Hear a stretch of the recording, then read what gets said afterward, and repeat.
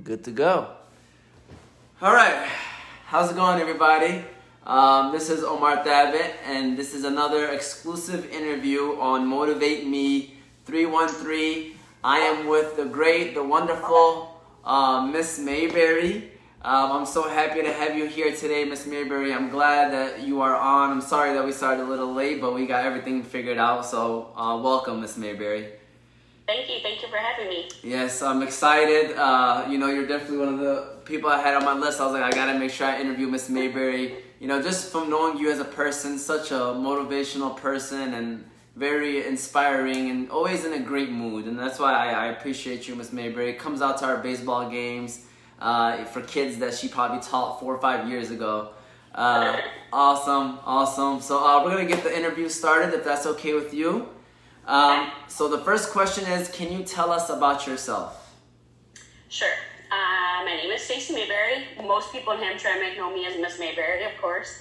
I work at Bridge Academy East. I've been there for 14 years. I taught second grade for 8 years, and then I've been the instructional coach there for the past 6. I have my master's from EMU in elementary education and my admin degree from Central Michigan. Awesome. And did you mention where you work at now specifically? I think Bridge Academy East. Okay, so that's where people think so. Okay, so I'm gonna go right into the next question. So as I mentioned before, you're an amazing educator, Miss Mayberry. You know, when I used to work with you, I used to look up to you, and now my wife works with you. She always says great things about you and says how much you've helped her become who she is today.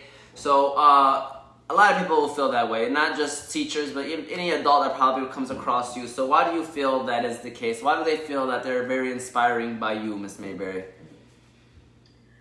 Well, thanks. That means a lot. But I think the first thing is you have to put into relationships what you wanted back. And if you put in, you'll get back more than you've ever probably put in. So I always just try to be there for my teachers, for, even my friends, anybody. Just try to be there to listen to them. My teachers will come with their concerns, and I just listen, and we try to come up with solutions.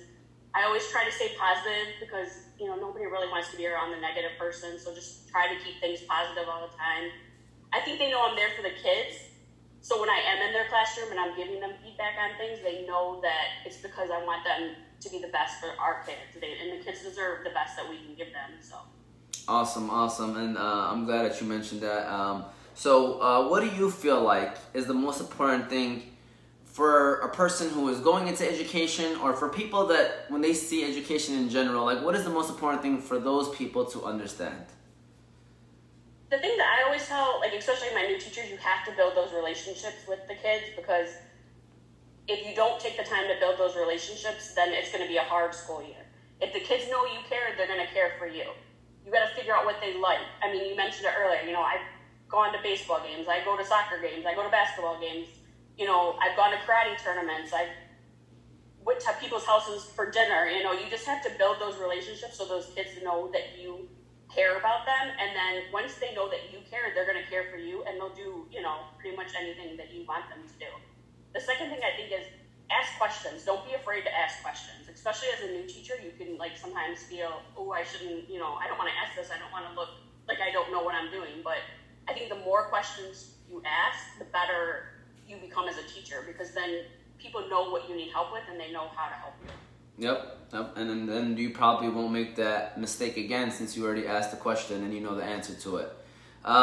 So what has been, and this is like a moment kind of question right now. So what has been the most difficult thing you as an instructional coach have to deal with from distance learning / teaching? So maybe give us our students' perspective, what they've got to deal with, and then a teacher's perspective, and then maybe you can explain both. Well, we kind of just got thrown into this. It was, we're going to be off for 3 weeks, and even though we started the day after we left school, it's been a lot longer. So any educator will probably tell you just missing the kids, I think, is probably the biggest thing. You don't get to hug them, you don't get to see them. Yeah, you can see them on a computer screen, but it's just not the same. So I think for me, just not being able to see, the kids are my babies, so not being able to see them and give them a hug, say good morning, and so that's the hardest thing for me. But I think as an instructional coach, my teachers, trying to keep them motivated, because this is hard work. If you have kids and their teachers are working their butts off for them, then tell them thank you, because I know my teachers are taking their lessons, they're doing live classes, they're doing small groups. I mean, they're doing so much, and it can, you know, burn them out sometimes. So just trying to keep them motivated and letting them know that they're doing such a great job. Yeah, and would you maybe agree that some people feel like the teachers are doing actually more than probably they would do, you know, in the class? Definitely. I say the same thing. I say there's sometimes I work harder at home than I do at school. And, you know, my teachers are constantly texting, calling me, what do you think about this? Can we do this? Should we try this? And, like, it's, like, I'm so proud of them more than anything because they're working so hard for our kids right now, so. Yeah, that's awesome. And I feel like the leaders in the building, like yourself, is also even working maybe even harder nowadays, just making sure that everything is taken care of. Everybody's still getting the same treatment that they would in the building. So what's your favorite part about working at Hamtramck? I know you said you've worked there for 14 years now, so what is your favorite part about working at Hamtramck?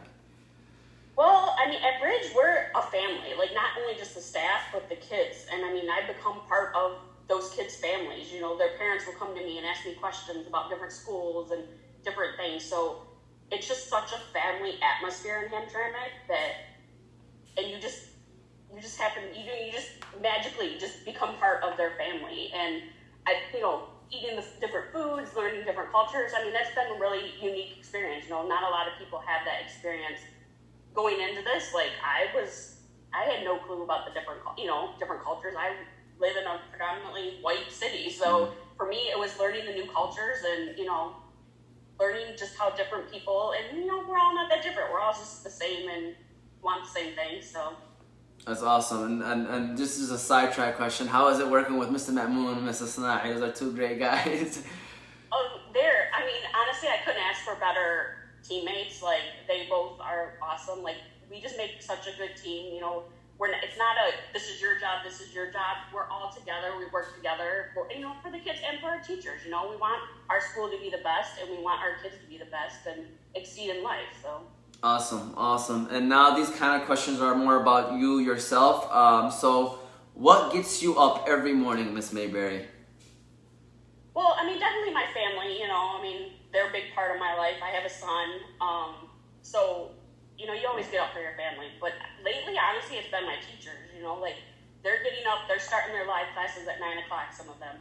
They're taking their lessons. So it's like, I need to get up so I can be a support to them. If they can do it, I can do it. Because we all know sometimes right now it's not the easiest to get up when you're sitting in your house all day long. So they've actually motivated me plenty of times just to get up and to say hi to their classes and come in and just say, hey guys, you're doing a great job. And, you know, they're just rocking it right now, so. That's awesome. I just want to let you know there's people like on our Instagram saying that's my second grade teacher. You got Yusuf saying that. I don't know if you know Ishmael. Yeah, so we got some people commenting right now. So last question I wanted to ask you is for someone who may be walking in the same or similar footsteps as you that want to become a lead or want to become an instructional coach or just a teacher in general. Something in the education field, what advice would you give them? Motivate me, Miss Mayberry. You know, I had my son when I was in my first year of college, so it's definitely hard work, but I think if you rely on others, like I had a really good family, so they helped me out.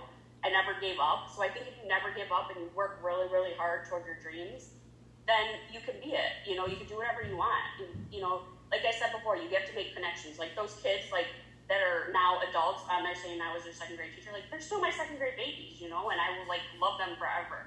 So you just have to really put your mind to it and work hard for what you want. That's awesome, that's awesome, and I usually let the interviewee take the floor. Any final thoughts, any final words that you just want to say out there, and for people that might be watching, you know, anything that you would like to say?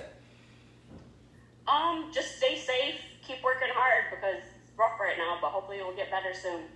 Hopefully. And Miss Mayberry, thank you very much again for doing this interview. I mean, it goes by quick. I know you're probably a little bit like thinking like, what's gonna go on? But hey, see, it goes by fast, and I appreciate you so much. I know we had some people watching as well, so thanks again. If you want to, yeah, if you want to stay on a little bit, I'm just gonna stop the lives, and then we'll go from there.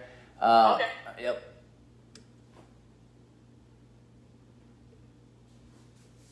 Hold on.